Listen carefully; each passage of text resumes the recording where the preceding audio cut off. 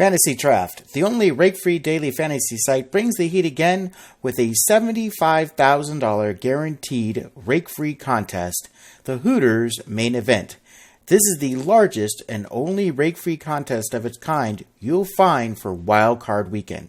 And remember, only on Fantasy Draft are 100% of the entry fees paid to contestant winners. Sign up at fantasydraft.com with referral code WBLZ, and you'll get a free 7-day trial membership. Ironic Radio proudly presents Daily Fantasy Sports, Fantasy Foreplay, powered by DailyFantasyLines.com.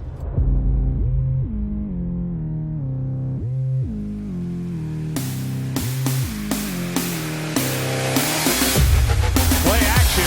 Minshew wide open for the touchdown. Broncos jump. Free play for Rodgers. He knows where to go with it. For Valdez-Scantling. In the end zone. It's a Packer touchdown. Jamal Agnew was benched a week ago in the win over the Chargers. But back in there today, a dangerous return man is Agnew. And he's across midfield. And he might take this one all the way. He will take it all the way.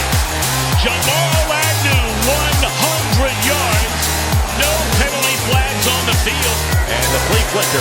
Carr has an open receiver. And it's J.J. Nelson. And Nelson is in for the score. Mahomes looking to throw it. He will. Delivers downfield. Catch made. McCall Hardman.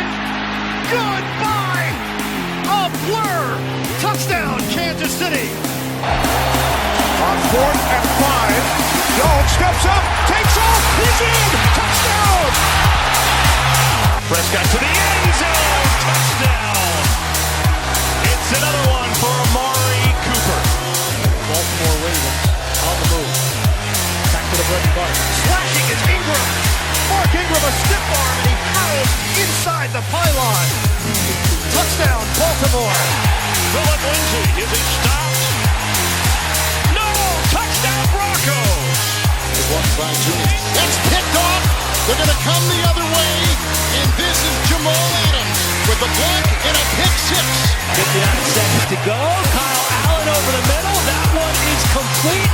DJ Moore in for the touchdown. Gibson flying, travel to the 47. And Harris with a little wiggle. And there he goes. Deontay Harris going to take it the distance. I don't believe what I just saw. What's up, everyone? Welcome to DFS Fantasy Foreplay on this wild card weekend. What a wild ride this NFL season has been all the way around. Joining me today, as always, is Senior Staff Writer, Ironic Media, Mr. Dan McClellan, and our statistician extraordinaire, Mr. Webboy. Gentlemen, Happy New Year. Welcome to the program. How we doing? Happy Thanksgiving. Doing good. Had some good family time. And I feel like I've done my homework for this week, so I'm kind of excited about it. That's good, because I think this is one of those weeks that you could do all the homework in the world and you still don't know. I mean, there's just, even though it's a 4-game slate, which we're going to be breaking down, I still think, Webb and I were having this conversation driving home from another show we do last night, that it's going to be somebody like N'Keal Harry who goes off for like 3 touchdowns. Somebody nobody's predicting. At 0%. And the only reason why he's in the lineup was you had that much money left. Not because you were like, oh, I'll play him. He's going to be a surefire winner. Yes. Valid points. Well, the one short slate that I took down was because I had somebody at 0%, but I had somebody at 0% that was in a great matchup, and I saw that, and I was the only one who played him. So that's what I'm looking at in terms of I just see this week that throughout the season we've really gone running back heavy, and I don't see a lot of the running backs in great matchup this week where I see there are a lot of wide receivers to take advantage of. Yeah, I think this is a wide receiver heavy week for sure. Yeah, agreed. You can poke holes in any of the wide receiver matchups this week. Whether it's the 3-headed monster out of New England, who's going to get the ball, there's problem number one. It is the playoffs. You could say, hey, it's going to be a James White show, but maybe it's not. Maybe it's the Rex Burkhead show. You never know. It's, New England. Yep. Everyone's sitting here, smart money's probably putting all their money in on Derrick Henry because, we know how New England operates and they try and take one individual out of the game and get beat by someone else. Odds, money, chance again is probably they're going to try and take A.J. Brown out. Well, look. Okay, that opens up Derrick Henry. I don't see, this is how I look at it, and we're getting into breaking it down a bit, is that A.J. Brown's already covered by a cornerback who's allowed less than a point per target. On the other side of the ball, so is Corey Davis. So I think they can bring up safeties to shut down the run, which is Derrick Henry, but who does that leave open is Tarjay Sharp. Yes. Yeah, okay, see, there's a name that a lot of people are going to be like, yeah, I'm not on that. All right, why don't we, before we get any further into this, why don't we do our lovely segment that we do each week, and that is the Hot Mess Express. All right, this is a tough one for me this week. All my lineups last week cashed, and they all kind of performed well. If I can poke holes, it's at like 2 players that I rostered that probably could have pivoted elsewhere, but I thought they were in good spots, and that was John Ross, who got me 6, and Kerryon Johnson, who, it was a smart play. He going up against the Packers, who are a leaky run defense, and he only got 11.3. If you call that a failure, that's okay, great. He got 1.5 times return, but, those are really the only 2 guys I can poke holes at. I mean, it was a good week all around. If you even took a dart on some of these tight ends that were out there. Even like Hollister performed. Cameron Brate performed 7.2. He got his return. Andrew Beck at 8.8 got his return. Jimmy Graham even got return. Yeah, trash. They're all trash down there. Yeah, it's trash. But, I mean, if you look at 0% owned and 8.8 points, that could have been a differentiator if you had paid up for all these high-end guys that all performed. Yeah, unfortunately, I played Noah Fant in a tournament who got 1.14 points against the Raiders. But when you're paying down at a tight end like that can be the result. I mean, if you really want to put someone on a Hot Mess Express, put Dallas Goedert. At 10.2, he only got 10.5 points. With 11 completions out of 21 for a whopping 96 yards. Threw a pick, carried the ball 8 times for 50 points. 50 yards, excuse me. In a blowout win. Welcome, RG3, to the Hot Mess Express. With 4 receptions on 37 yards, priced at $18,600, we welcome you for the very first time the reception leader of the league, can't guard Michael Thomas. 7.7 points or something? 7.7.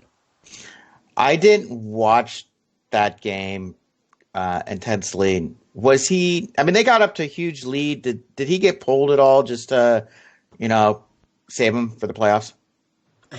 Not really.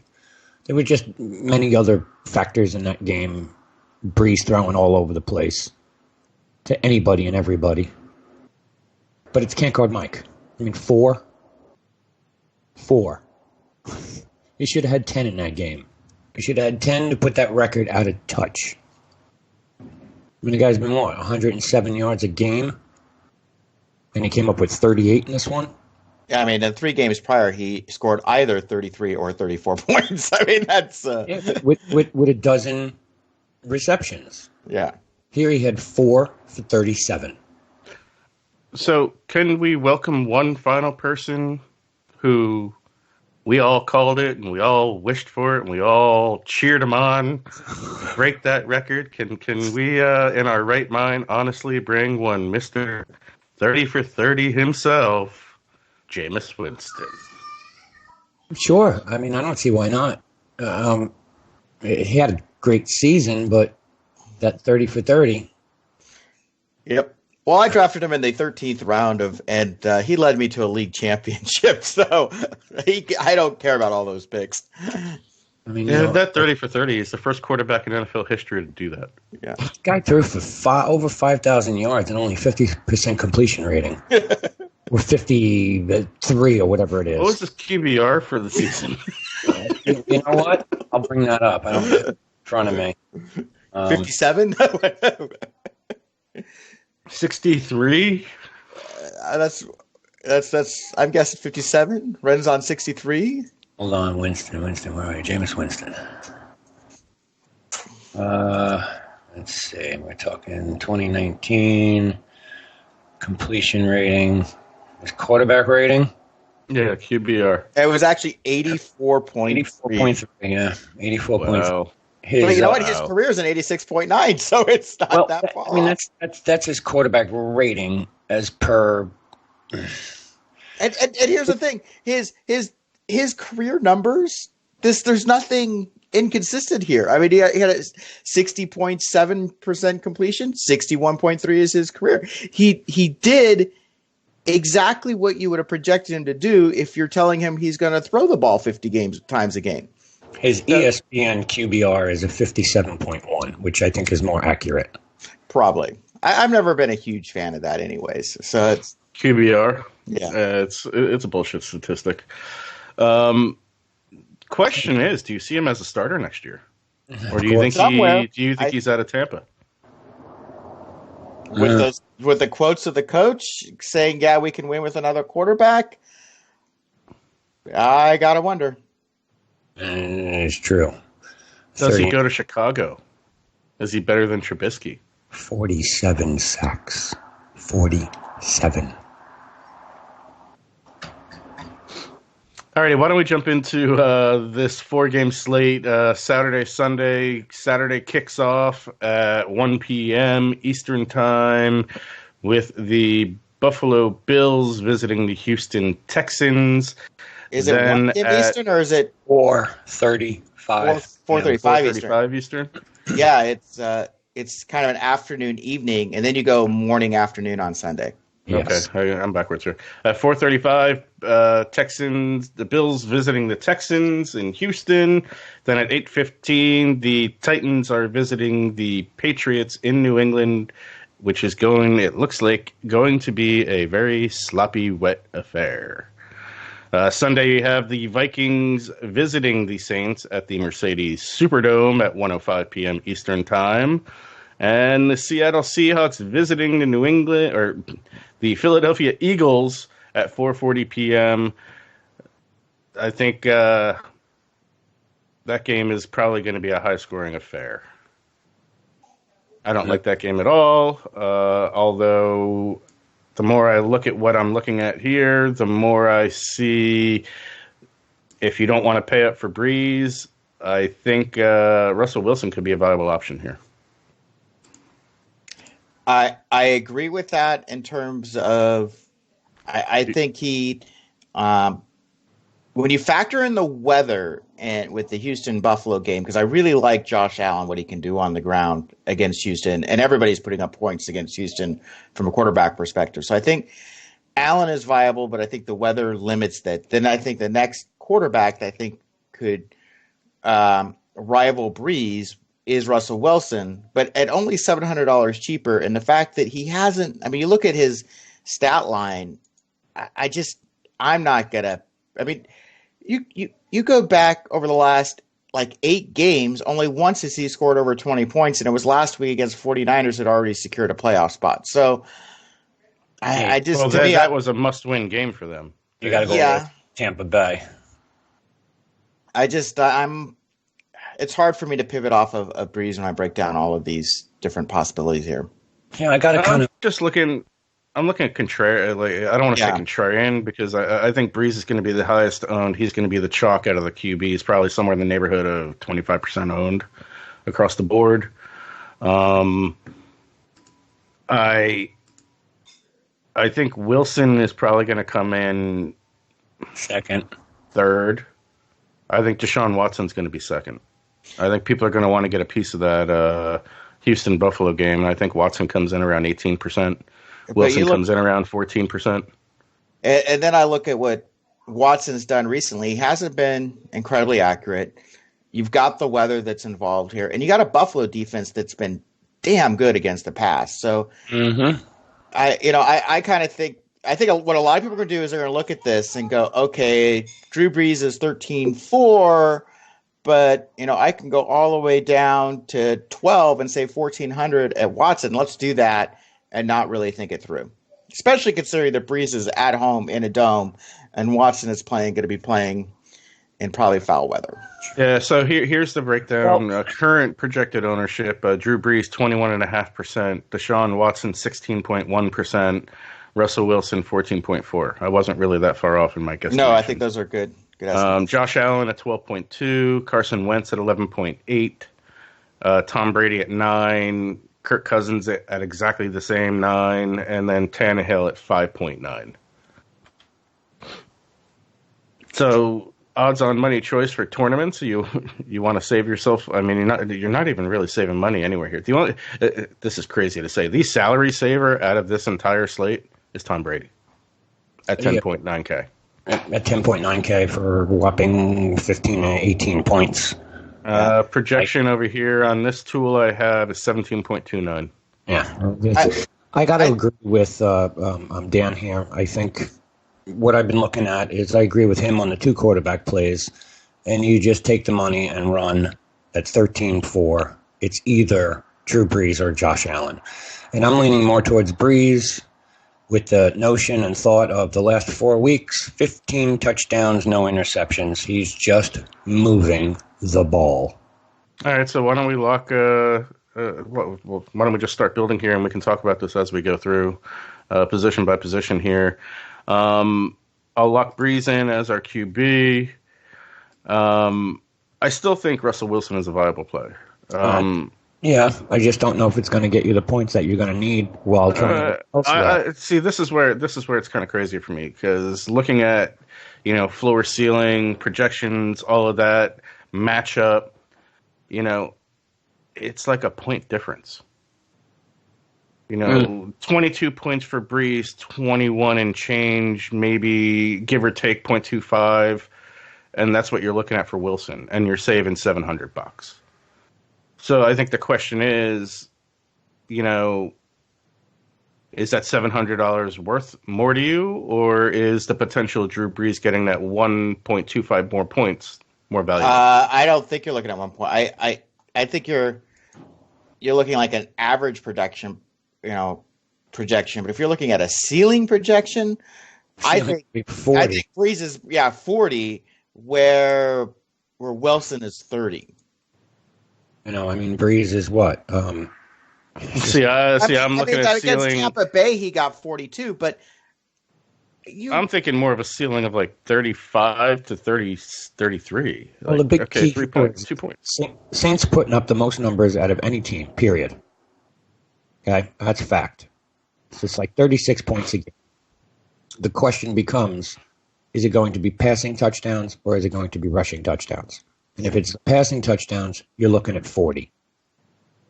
I think it's going to be somewhere in between. I think Kamara's going to get his. Yeah, well, Kamara will get his one, and Can't Guard Mike will get his.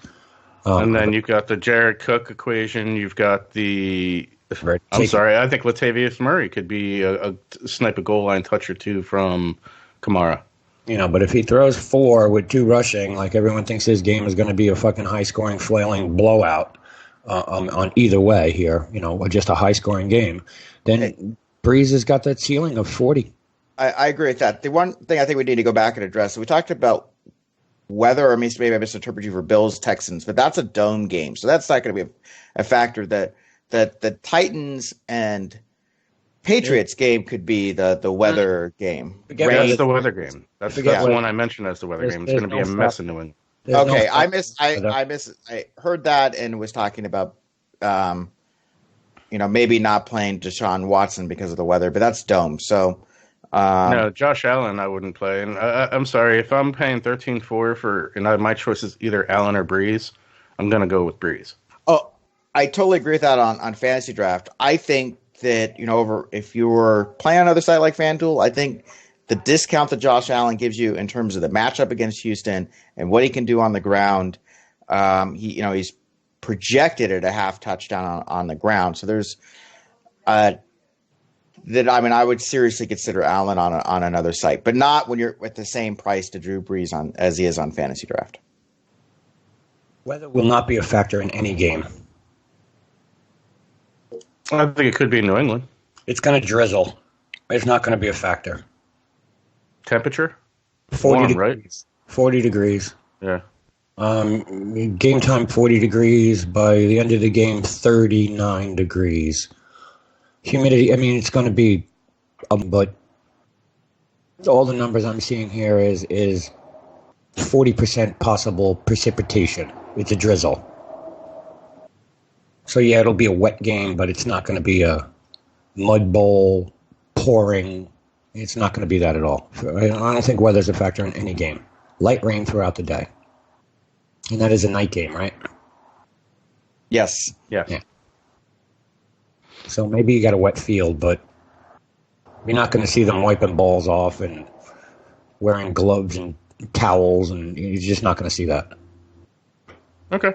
Why don't we shift over? Let's have the roof open, won't they? It's going to be 68 degrees there, so that's going to be like an open air game too, no? Where? With the Texans. That dome. That's a dome. So it's not a retractable? No, no, Dome Stadium. NRG Stadium is a dome? I thought it was. Okay. Houston. Everything's a dome there. Even baseball's a dome. Mm-hmm. Why don't we shift on over to running backs here? I think there's a couple ways you can go about doing this. There's no way you're going to get Henry Cook or Henry Kamara. And again, thinking about game script and all that. I like the idea of stacking Kamara with Brees. But on the other hand, I like the idea of paying down as well. Like James White, he's a beast in the playoffs. That's true. James White averages 5 receptions per game in the playoffs. He led all running backs in red zone targets and receptions this season. And the Titans allow the second most running back receptions in the league this year. Yeah, that's a solid play. And right below him at 10-9, Boston Scott. The more we're getting along in the week here, and I really kind of pulled my hair out looking at the Eagles and their injuries and how to handle it. But Miles Sanders still hasn't participated, and Scott's kind of turned into almost a slot receiver there. So, I think both of those guys. I think if you have theoretically, if you wanted to go 3 pass catching running backs in terms of Kamara, White, and Scott, I think there's a lot of upside potential with those 3. I like the Boston Scott play. I think he's going to be the lead back out of that game. Sanders is, well, we're waiting to find out what the designation is after today, Friday. But as far as I know, if he practices today, it's in a limited role. Indications are looking good, but I don't really I think you heard a lot of coach speak like, we kind of expect him to play. We this, but yeah, having been a reporter and the thing, the high ankle sprain, mild or not, I've seen those things last a month. So it's just hard for me to think that somebody had a high ankle sprain is going to come around and play 7 days later and be effective. Look at what it did to the kid on the Giants. Yeah. He had a high ankle sprain. He wasn't right for a month and a half. He didn't start turning it on again until the last 2 weeks of the season. And he injured that in the end of October. So I think regardless, that Boston Scott, I think Boston Scott becomes a pretty safe play. What about Jordan Howard? You don't think he factors into this equation? I think he does. If you know, that you only have 2 running backs, then I think Howard absolutely has value. Do you think Howard becomes a 3-down back and Scott becomes the 3rd down back? 2 down back, 3rd down back. I think it's becomes a spot receiver, especially with what's Ertz's status there. He's got a lacerated kidney. organ. So I mean, this is the Eagles' injuries were the hardest things in terms of building a lineup this week, because you don't want to play somebody who ends up being inactive, and you don't necessarily want to play somebody who's has a teammate who you think isn't going to play, and then all of a sudden is going to play, and you're limited on your touches, and there's no late swap on fantasy drafts. So I do think that Goddard's a lock, regardless of whether Ertz plays or not, based on his production throughout the year, and I'm really starting to think that Boston Scott is a lock, regardless. All right. Boston Scott is in. How do you feel about my James White play? I like it. I don't have any exposure to him, and I feel nervous about that. So, Webb? It's tough. I mean, I like the idea of Alvin Kamara, and I also like the idea of Derrick Henry. I think you could. I think you can still fit. I think you can have Boston Scott, White, Kamara, and Mike Thomas in here. All right, let me. That's putting a lot of faith. All right, James White is in there. I'm gonna put Kamara in just to put that money out of our kitty. He's in flex 1. All right, wide receivers here. So you're saying we can fit in Mike Thomas? Yeah. Yeah, and then I think there are several wide receivers that are like I really like. Both Cole Beasley and Greg Ward are great options. And then, and then down in the 7,000 range, Tarjay Sharp, as I talked about, who in week 15 had 5 catches for 69 yards and 2 touchdowns for 24 points. I don't think anybody's going to be on Sharp against the Patriots defense, but he's the one player that's going to have a really good matchup in the Titans offense. I kind of see this game script playing out is Derrick Henry is probably going to get 30 touches, but may not get a touchdown and may be barely over 100 yards. May just end up with shortly under 20 fantasy points despite all those touches. I kind of see it's like run, short complete pass. Run, short complete pass.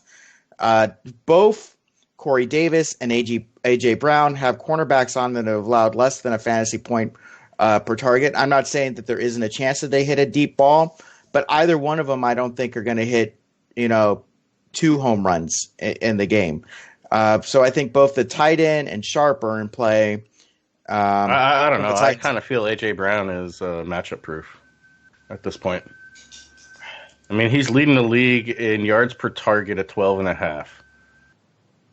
He scored 25-plus fantasy points in 4 of his final 6 games. I mean, you want to talk generational talent. I mean, he's got the talent to do this. And they utilize him in so many different ways. Let's not forget they used him out of the backfield, and he ran for a 60-plus yard touchdown. So, I mean, I think he'll get his, and I don't think a lot of people are going to be on him specifically because Stephon Gilmore or J.C. Jackson or whomever they match up against him.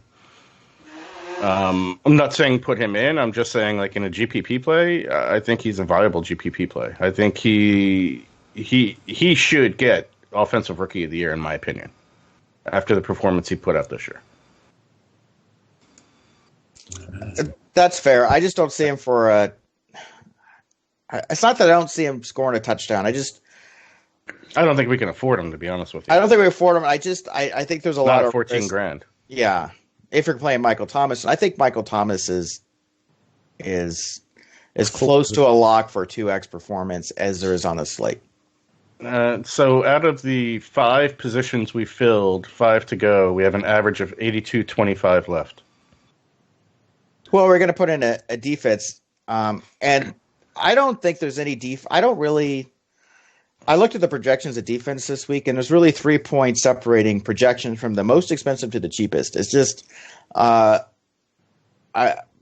it's what can I afford when I'm done, and who can I get that I don't have a lot of exposure to on the offensive weapons that I've picked. I would personally just slate Seattle in there right now and see what kind of money we have going forward. Okay, I think with the injuries that are over, I think that makes a lot of sense. Yep. I think it's the best defensive move you can make this week. I think the other games are going to be a little bit too close for there to be any point value. I'm looking at this week like what team here is going to give me the best opportunity at sacks? Then you go to Minnesota. Where is the sack production going to come from? If it's a 3-point variant across from 6,500 to 4,600, which one of these 8 teams has the best opportunity versus the weakest O-line that is going to give me sacks, forced fumbles, fumble recoveries, interceptions, not toe the line of giving my 10 points on a shutout. I want those sacks. If you're looking for the sacks, then it's the Saints. Yeah, 51. I'm going through the list right now. Yeah, the Saints at 51, and I think Patriots are next, or the Bills are next.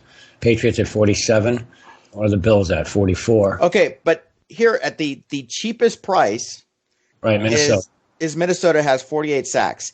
They have 31 turnovers this year, so they basically have averaged 2 turnovers a game. They're the second leading defensive scorer on the slate, and they're the cheapest because they're going up against the team that has only 8 turnovers all season long. Well, 8 all season. But if you look at their every single game for the Vikings, there's a lot of games where against Detroit they gave up 30 points but still got three fantasy points. Gave up 37 points, still got 8 fantasy points. I think the Vikings are a risky play, but if it's what you all like, if you have to play him, I'm not totally against it. Brees was only sacked 12 times. Granted, he only played 11 games. That's a good point too. So, and he's so good at just getting the ball out quick. So, where are the Seahawks at with pressure and interceptions and sacks and all that? Fumble recoveries. City on the west coast of the United States. God Almighty! It is the Thank you, Siri. That was hysterical. Yeah, right. Telling me all about Seattle here. They have the fewest sacks of any of the teams. They have 28. Yes. They do have 16 INTs and 16 forced fumble recoveries, so they are getting the interceptions. Yes, it's 16. What about Titans? 31 sacks, 10 forced fumbles, 12 interceptions. Texans? 31 sacks, 12 interceptions, 10 forced fumbles. 2 for a touchdown. I'm not even going to go to the Eagles because I don't even... 43 sacks, 11 interceptions, 9 forced fumbles. Yeah, but Russell Wilson on the other side is he's a scrambling quarterback, so that diminishes the sack value. Seattle's the play. I'll put Seattle in. I mean, we can pivot off of it, obviously, but I mean, Seattle right now looks to be the play of defense. All right, 91-33 for 4 slots. But Ren just said he wanted the go out for the sacks, and the Seahawks have the least amount of sacks out of this group. True. The only opportunity, but they got no O-line. There's no O-line over in Philly. I mean, what's the pressure rate on? How many times has Wentz been sacked? Right. I mean, do you really hate? There is some weather in that Tennessee-New England game of the Titans. Wentz is sacked 37 times. He averages 30 in his entire career. I like the Titans play because I think the Titans are going to play strong. I think the Titans are coming to prove something to the world that they can beat New England, just like Miami did. I mean, it's $200 cheaper, but I'm also not opposed to completely punting defense and putting in Minnesota and saving the extra, what is it, $1,100? Well, no, $900 off Seattle. It's $700 off the Titans. Yeah, $900 off Seattle. $900 off Seattle. I mean, we're at 91-33. We have a wide receiver, a tight end, and a flex to still fill. Here's the thing about the Titans. I don't think they're going to give you. I don't think there's really a potential of them giving you a negative in this game. Where I think the Vikings could give you I mean, they haven't done it all season. My concern with I can go either way on this. They've got the sacks, they've got the turnovers. The concern is I think that New Orleans has been punked out of the playoffs 2 years in a row in very unusual circumstances. I just don't see them taking their foot off the pedal in this game, even if they're up 40 points. Nope, you're absolutely right. I don't think so either. I think they got a bone to pick with Minnesota. So Minnesota can't even compare. I mean, but they want to bury him because of what happened last year or 2 years ago. Or 2 years ago, that 61 yard or 60. Yeah. Breaking this all down, I kind of like the Titans defense it's a mid-range price. And I don't think a lot of people are going to be on him against the Patriots, despite the fact the Patriots aren't scoring a lot of points recently. That's a good point. Brady does get sacked. He has 27 this year. All right, I'll put in Titans. We can pivot off if we have money. I'm good with that. 9,200 across the board for the last three positions. Why don't we take a look at tight end, see what we have to play with? I really like Dallas Goedert, but he's 10-8. I think he's to play this week. I think my concern with going with Jared Cook, because I know where you're going with that, Webb. I can feel it in my brain. We already have 3. Oh, I know that. Saints, and I don't know if I want to put all our eggs in one basket. Yeah, that'd be kind of heavy. And that only leaves you with 2 other guys here.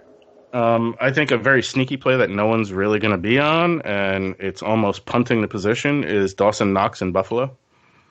Or, yes, he's in my article. He's my pivot play. Yeah, I like that play. Also, another is Joshua Perkins. If you know that Ertz isn't going to play. And that's what I did. I put Perkins in, but I have 100 to spare, so that if come Saturday morning, when he's got a great matchup too, is that I would pivot to Knox if I think that Ertz is going to play, because I think Perkins is too risky, not enough targets if Ertz is in. If Ertz is out, then all of a sudden he's the number 2 tight end on a team that likes to run a lot of 2 tight end and sets. And last week they got in a jam. They played him as a wide receiver, and he ended up with 5 receptions and a touchdown.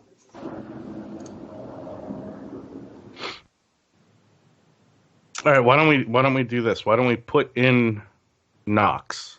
Okay. With the idea, you basically using your philosophy, but going the opposite. If Ertz isn't playing, then we can pivot down. We have the $100 to go down, and then we can put in Joshua Perkins. And the thing about Knox is he is the tight end, where even with Perkins, he's the second tight end. So Knox is going to get all they don't run the 2 tight. I mean, he's going to get the targets. There might be 4 of them. Is that the piece of the Buffalo game you really want, though? I think it's a smart piece if we want to get anybody high flying in our 2 flex spots. Who's the other receiver we have here?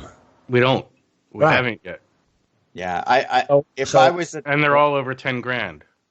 Yeah, so why aren't we looking at John Brown or Cole Beasley instead of a tight end that we're not even sure is going to get the ball? Well, Beasley might fit in right there as the second wide receiver. John Brown's got a better matchup than Beasley, but I'd like to see one of those 2 guys in this lineup for a piece of the Buffalo game. John Brown at 11.5. Or Cole Beasley at 10.5. Both of them have tremendous matchups. Well, let's put one in at a time and see what that leaves us. So I'll put John Brown in since he's the most expensive. That leaves us $8,050 for a tight end and a flex. Wait, I thought you already had Knox in. No, I didn't put Knox in.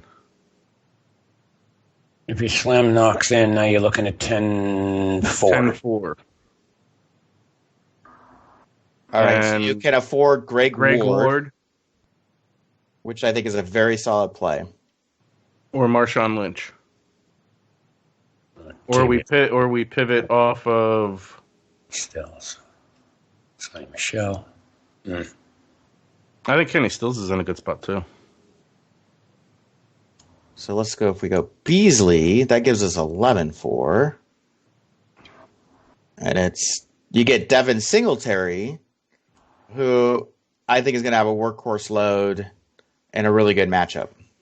I really wanted a piece of that Seattle. I wanted DK Metcalf, if we could have fit that. Well, you can slam him in and drop Tennessee. So go Beasley.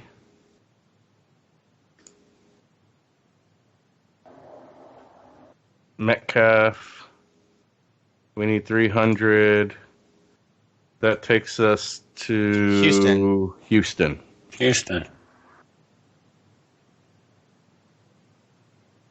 Who, by the way, I don't necessarily agree with these projections, but 444 has Houston as the 4th ranked defense. Patriots, Saints, Bills, Houston, Seahawks, Eagles, Titans, Vikings. Eagles.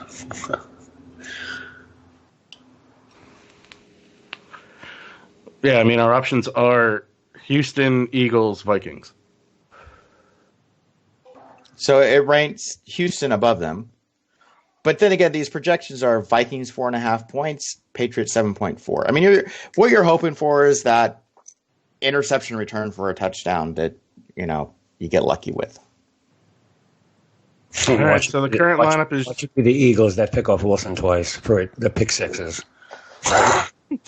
Drew Brees, Boston Scott, James White, Michael Thomas, Cole Beasley, Dawson Knox, Alvin Kamara, DK Metcalf, Houston Texans, no money on the table. We do have the pivot play that we all talked about of going off of Knox down to Joshua Perkins. How do we all feel about that? Perkins. I hope Ertz doesn't play just to get... I like the idea of getting off Knox onto Perkins, and that gives us a little bit of everybody. Yeah. We put our eggs in the Kamara, Thomas, Breeze, Saints stack.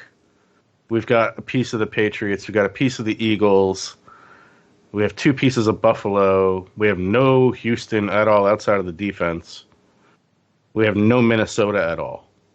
Here's what I think is interesting about Perkins is not only is the matchup great, I think the ownership share is going to be like 0%. And he could be slotted into the wide receiver spot. He has twice in the last 4 weeks has had 5 targets or more. And you look at Knox last 3 weeks, 1 reception, 1 reception, 1 reception. There's 3 receptions, 2 receptions, 2 receptions, 4 receptions. I mean, I really think he's a touchdown or bust type option. And there's so many people that are injured on the Eagles side. I think he's a healthy target.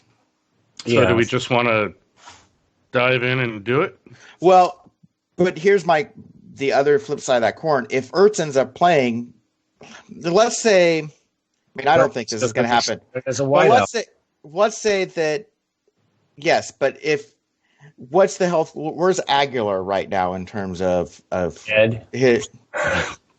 But let's just say he in practice Thursday. I mean, the worst case scenario is that Aguilar and Ertz both play, and then Perkins is all of a sudden inactive. Here you go. Ownership percentages tight end. Dallas Goedert, 41.9%. Jared Cook, 16.1%. Joshua Perkins, 15.2%. Aguilar's trending towards missing this game. Yeah. Jacob Hollister, 12.1%. Jono Smith, 8%. Irv Smith, 7%. Dawson Knox, 6.7%. Kyle Rudolph, 2.7%. Darren Fells, 1%. And then irrelevancy after that. Richard Rodgers, Jordan Akins, McCall, Pruitt, Matt Lacoste.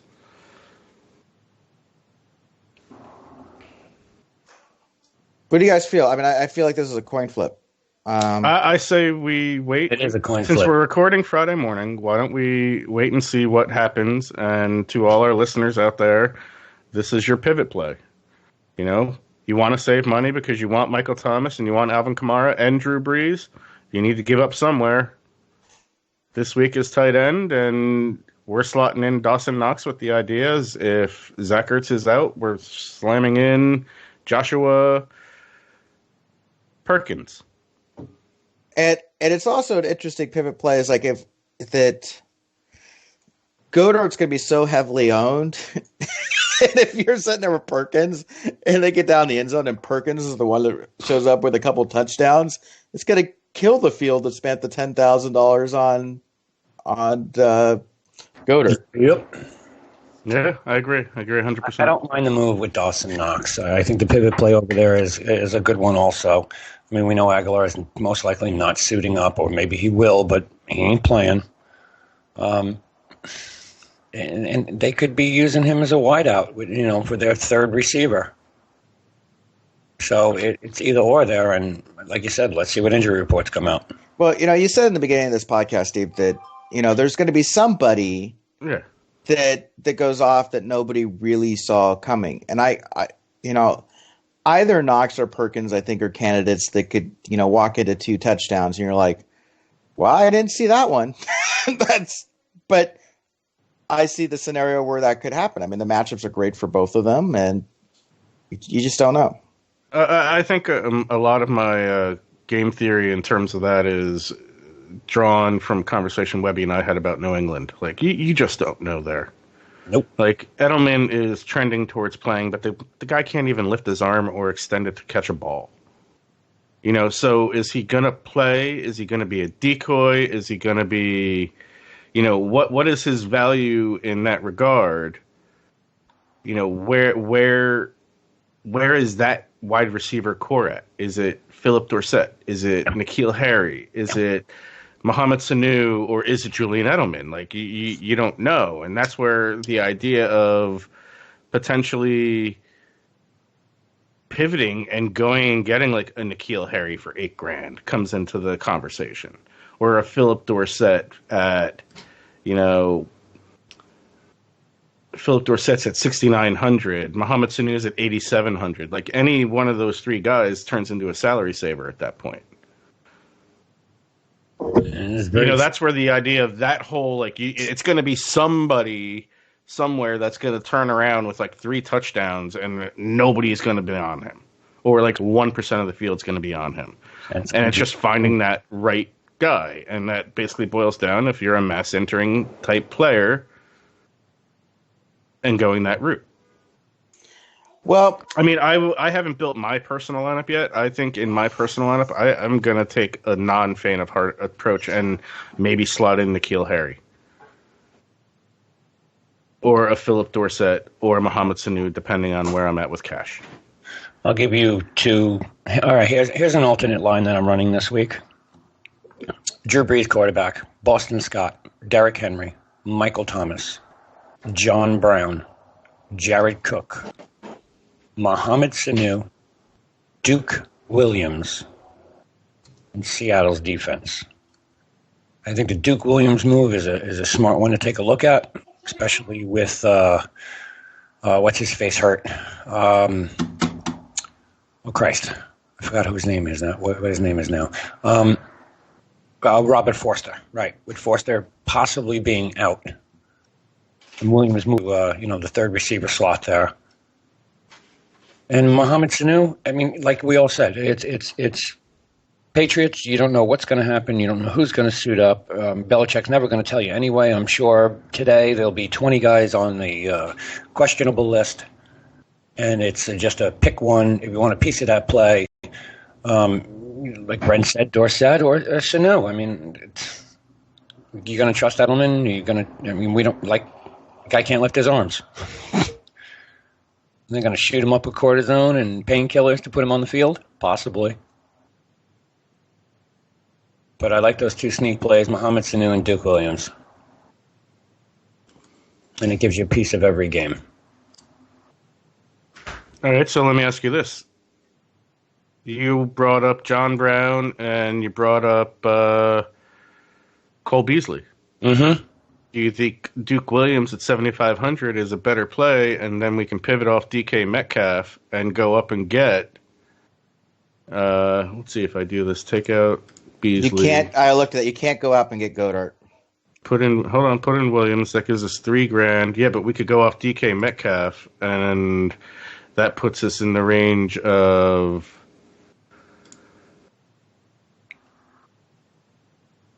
Dalvin Cook, DeAndre Hopkins, A.J. Brown, Tyler Lockett, and gives us the ability to go in a different direction on defense.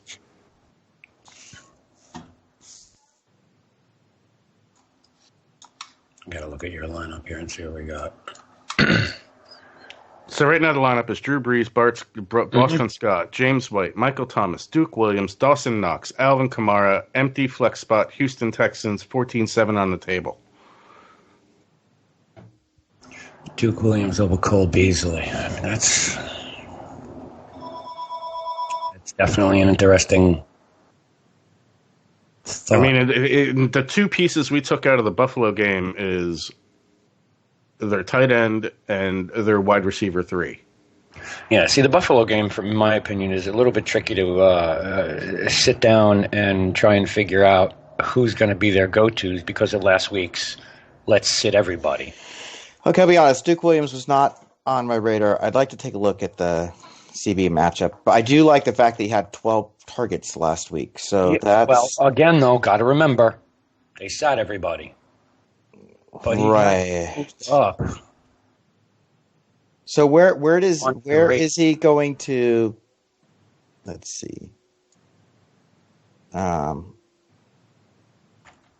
who's he slotting in if there's an injury here? And then we're also counting on that he's playing. So who's hurt that he could fill in for? Andre Roberts is questionable. I think that's the only one I've got right now. And he's a limited practice all week. I mean, if you want to go in that cheap route that has a smoking matchup, it's Isaiah McKenzie. I mean, I looked at McKenzie a lot. My concern is the number of targets that he's had, but McKenzie is up against Conley, who's allowed 2.44 fantasy points per target. So do they exploit that or not? I mean, is that the guy who goes off for 2 touchdowns that nobody saw coming?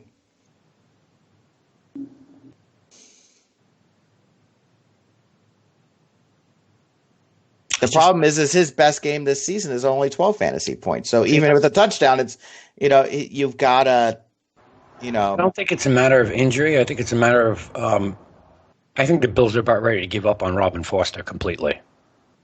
He's done nothing, even though he's played every game. He's done. Is it the playoffs when you decide to give up on somebody? Yep.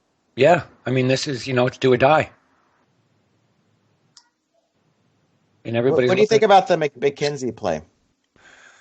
McKenzie play's not bad either because the matchup is good.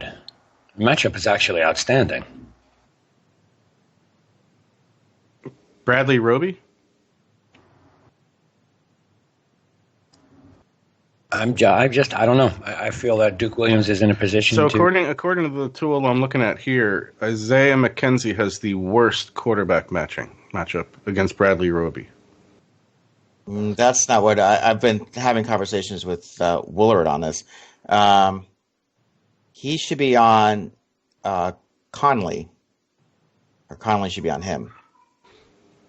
So Connolly, let me find Connolly. Who they have? Gary on Connolly. Yeah, they have him matched up with John Brown. Interesting. Michael Thomas matched up with Xavier Rhodes. He has the best matchup out of any wide receiver on the board. I mean, then it's John Brown versus Gary on Connolly at less than half of that. You got Julian Edelman against Logan Ryan. You got Adam Thielen versus Eli Apple.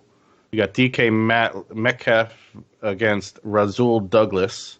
That's if Eli Apple even plays in this game. Cole Beasley against Vernon Hargraves. Will Fuller against Levi Wallace. Tyler Lockett versus Avonte Maddox, Stephon Diggs versus Marshawn Lattimore, and then every other matchup after that is a negative matchup for the wide receivers. Okay, so if Conley is on A.J. Brown, I think then we got to take a serious look at getting Brown into this lineup somehow. What I have on this chart is that Brown covers the right wide receiver, and Buffalo's right wide receiver is Isaiah McKenzie.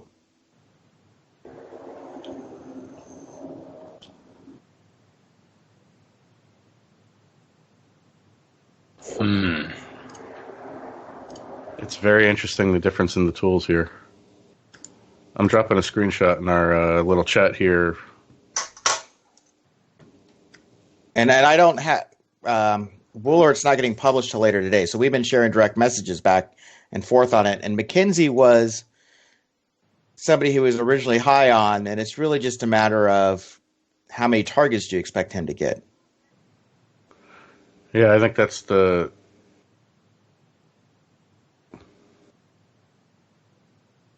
X factor. Yeah. But if your tool is correct, I sent you both a screenshot of it. Yeah. And they don't even have Williams in here with a matchup. Then A.J. Brown is, I mean... John Brown looks amazing according to this. Yeah, I mean, it's... if you wanted to pivot off of Michael Thomas, which is really, really hard to do, but... That's one place where I'm completely steadfast, and that's keeping Michael Thomas, Drew Brees, and... I mean, if you want to talk to me about making a pivoting off of Kamara and put Kamara him in the flex spot, because they're similar priced, then... I don't know if I want a piece of Dalvin Cook. I don't know his health. I don't know anything about it. Even pivoting off Kamara to John Brown, that's like a $3,500 difference, $2,500 difference, which gives us, at that point in time, would give us $17,000 to play with. But then again, we got to get rid of Duke Williams. Yeah, I'm not sold on the Duke Williams, but man, I just wish I knew with absolute certainty who's being covered here. I mean, I really trust, Wooleret in terms of his chart. Well, Wooleret has never done us wrong, so we have no reason not to. Yeah. Not to trust what he gives us. And here's the thing. I'm looking at last week's chart based on does that cornerback move around from game to game to cover like the number one receiver? Or is it set that every week they're on the right or the left side? So I'm looking at last week's and making, projections based on where they were last week. So I don't have, because his article isn't published yet, I don't have this week's chart. So maybe yours is right.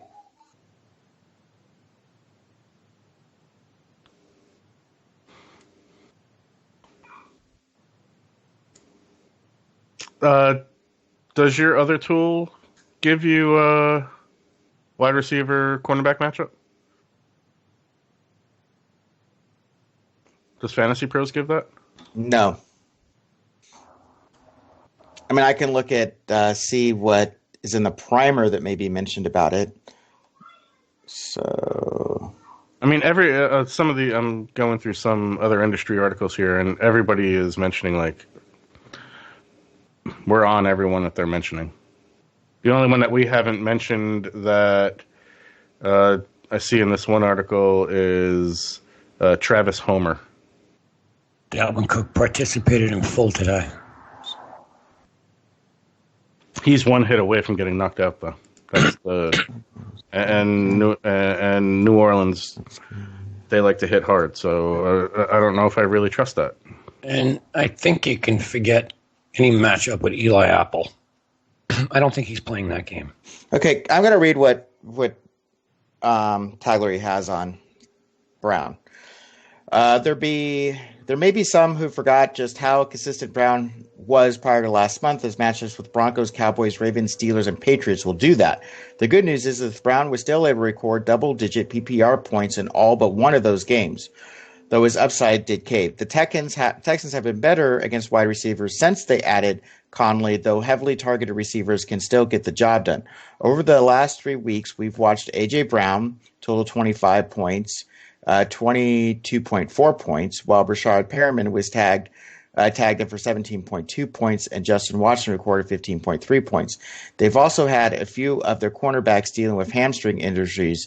Joshua Joseph was pulled from Week 17's game, and Bradley Roby has been dealing with his for a few weeks. Joseph said he expects to play, but if he's dealing with less than 100%, it's good news for Brown since joining the Texans Weeks 8, Conley has allowed 20 of 42 passing for 260 yards and 2 TDs. So I think there is some question mark on who's covering who based on injuries here, but overall, Jonathan Joseph is questionable with a hamstring injury, and Bradley Roby is now questionable with a hamstring injury. I'm okay because I have exposure, and I'm running 3 lineups. I have Kamara in both of them. I'm okay with getting some exposure here to Brown. So this is what I've done: Drew Brees, Boston Scott, James White, Michael Thomas, John Brown, Dawson Knox, Alvin Kamara have not moved Kamara yet. So we pulled Cole Beasley and put in Brown. Cole Beasley, put in John Brown. That leaves us 10-7 to fill a flex spot, which puts us in. I'm not putting Cole Beasley. I'm not triple dipping in the Bills. So Metcalf is out, but you've got as of right now, Metcalf is out because he's 11-7. Travis Homer is 10-9. We could go get him, but that means going down to either the Eagles or the Vikings in defense if you wanted to get a piece of the Seattle run game.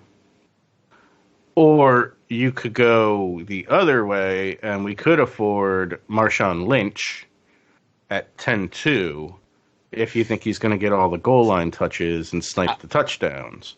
I think he is, and I also the thing is I think those are both valid plays. Homer had like 5 catches last week, so it looks to be the pass catching option.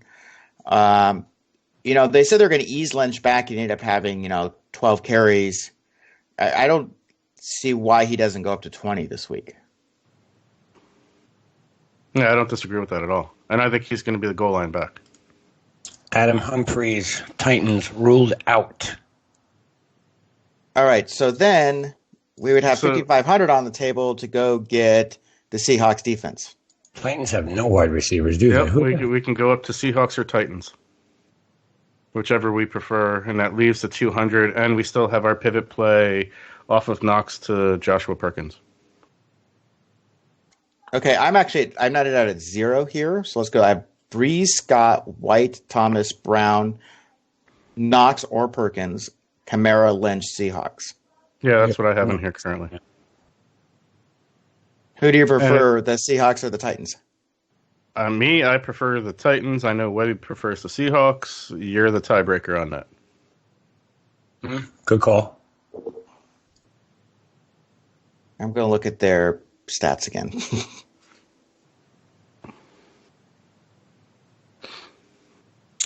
43 sacks from the Titans. How much has Brady been sacked? 27 times. All right. 28 sacks from this. That's 15 less sacks. And how much has Wentz been sacked? 37 times. We had that before. I don't have that in front of me. It's 30 plus times. Yeah. I just don't think the Seahawks have a crazy pass rush.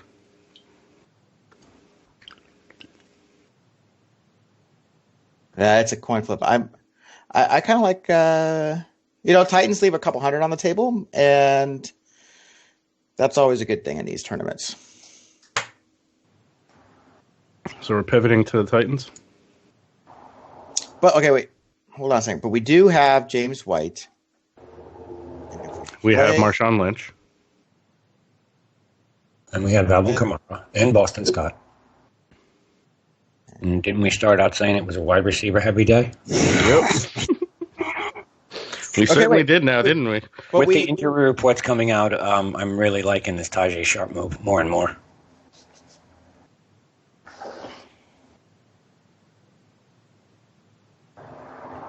So how much is he? He's 7'4". 7'4". So take out Lynch. Tajay Sharp.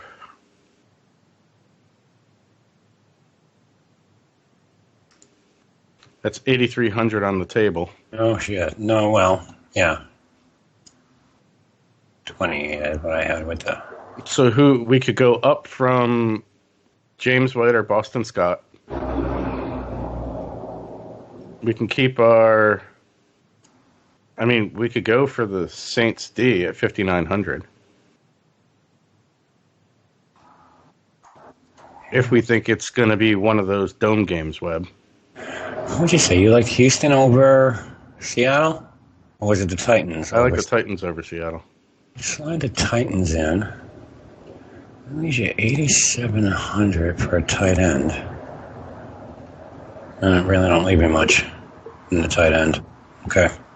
87, you could get Jacob Hollister, Jono Smith. Mm-hmm. You're not getting Goddard. Yeah, like I said, I was just looking around here to see.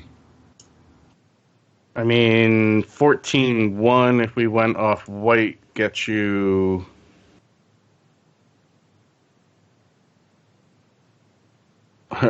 Nothing, really. Yeah.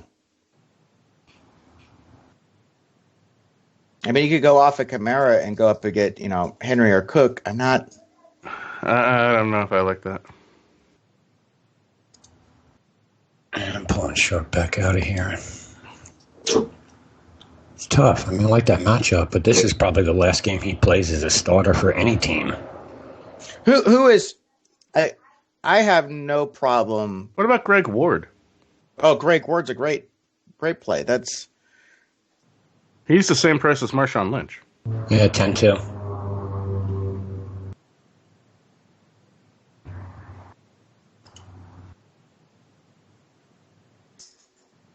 That's a coin flip. I do have... Let me see what's Philly's injury report right now. Okay, here's the other thing to consider. Lynch didn't catch any passes last week. Do you think that continues? Or is that just a very short, small sample size? I think it's a small sample size. I think you need to look historically at how Lynch was used. Was Lynch always just a bowling ball, or did he have pass-catching ability? He always had pass-catching ability, and look back to how he was used by Seattle in the playoffs.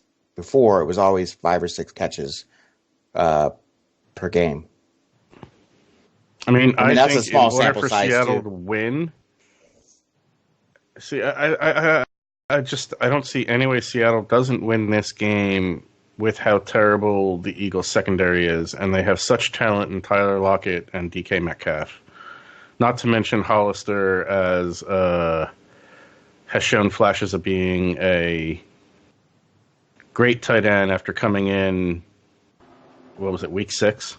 Yeah. And stepping into the role. I think the Travis Homer and Marshawn Lynch becomes a two-headed monster, and the only thing you can go on this one is going with the idea that Lynch is going to get the goal line touches. He may only have 15, 20 carries, but are they all within the red zone, and Travis Homer is between the 20s? See, this is why I think it's a coin flip between Lynch and Ward. You look at game script.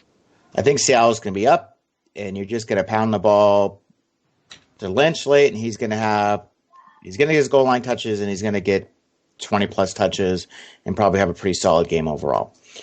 I think the Eagles, I know that Ward has a great matchup. And garbage time.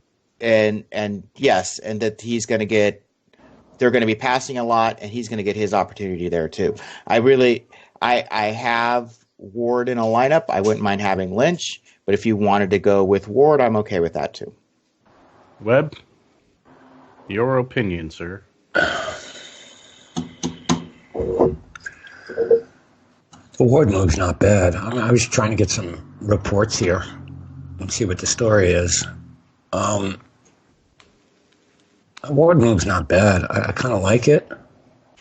Gives exposure on a different side. So he's going out against a Caleb King who's allowed an 80% catch rate and nearly 3 fat. Ward has the best matchup on the slate, period. They got him going up against Ugo Amadi. I have him going against Caleb King.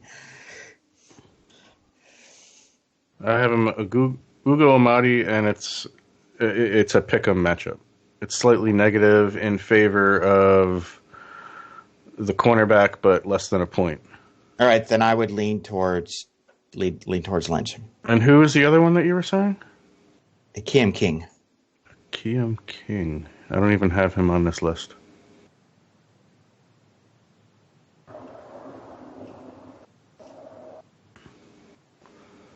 Then again, I think the only wide receiver for Philly I have is... Well, I have Arcega Whiteside, but they have him going up against Shaquille Griffin in a terrible matchup. And Rob Davis going up against Trey Flowers.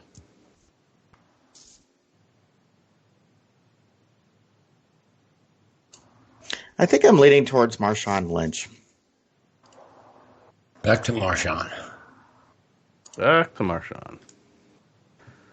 All right, Drew Brees, Boston Scott, James White, Mike Thomas, John Brown, Dawson Knox, with the caveat it could be Perkins, Alvin Kamara, Marshawn Lynch, Titans D.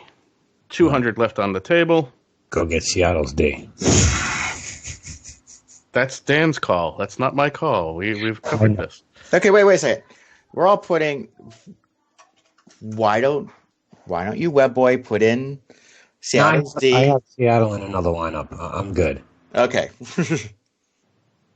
I'm good. I don't like Tennessee. I can see it. I can see them getting 10. I'd be happy if they got 7. Yeah. As long as it's positive in the right direction, I'm good. As long as it's not negative points. Actually, anything over 5, I'm really happy. Yeah. Give me 6 points and I got my value. I'm good. Yep. All right, I'm entering this. All right, it is that time of the program. Webboy's Parlay of the Week.